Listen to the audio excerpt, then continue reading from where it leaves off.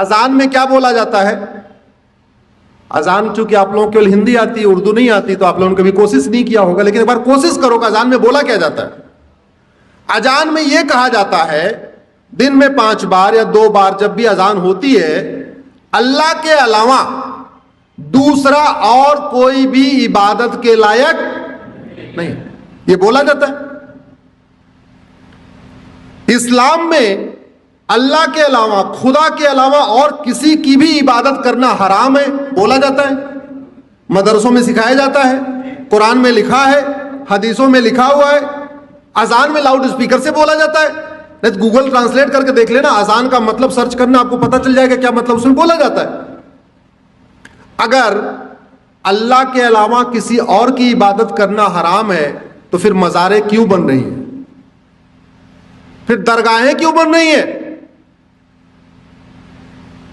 उत्तराखंड में देखते देखते पूरे जंगल के जंगल मजार दरगाहें कहां से बन गई।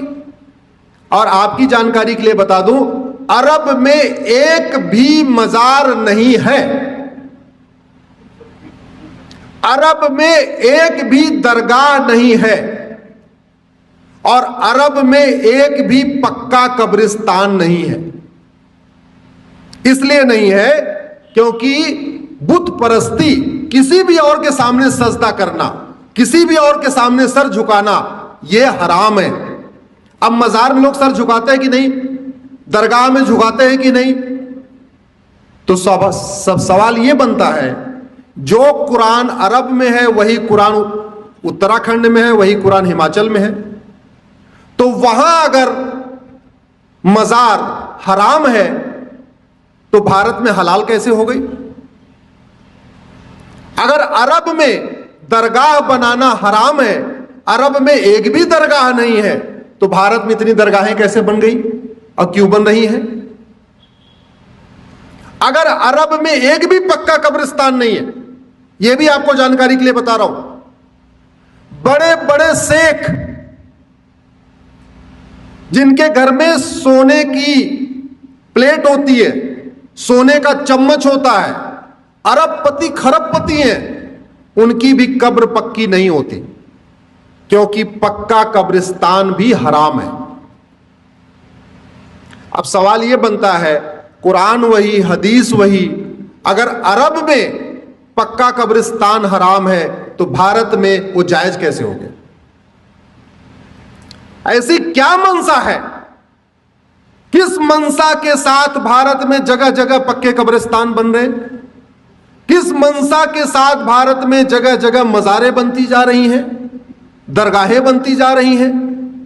और दुर्भाग्यवश ये सुबह से शाम तक टीवी पे फतवा देने वाले, ज्ञान देने वाले, जो कहते हैं फला हराम है, फला हराम है, होली पे रंग खेलना हराम है, दिवाली पे पटाखा चलाना हराम है, होली पे गले मिलना हराम है, होली की बधाई देना हराम है, दिवाली की बधाई देना हराम है, नए वर्ष की बधाई देना हराम है, नवरात्रे में मंदिर में जाना हराम है, सब हराम है। वो लोग कभी ये कहते हैं कि मजार हराम है, दरगाह हराम है, पक्का कब्रिस्तान हराम? सुना आपने कभी? सुना? इसका मतलब कुछ तो गड़बड़ है, इसका मतलब कुछ तो गड़बड़ है। होगी।